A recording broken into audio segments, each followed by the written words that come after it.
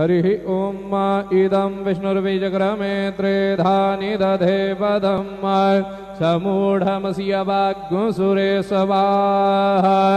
ॐ यं ब्रह्मा वरुणेन्द्ररुद्रमरुता स्तुनवन्ति दिव्यैस्तवैर्वेदैः साङ्गपदक्रमोपनिषदैर्गायन्ति यं सामगाः ध्यानावस्थिततद्गतेन मनसा पश्यन्ति यं योगिनो यस्यान्तन्न विदुःसुराः सुरगणाः देवाय तस्मै नमः।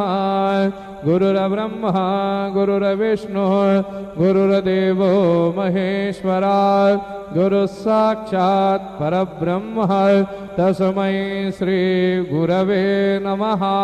सद्गुरु साईनाथ देवताभ्यो नमः।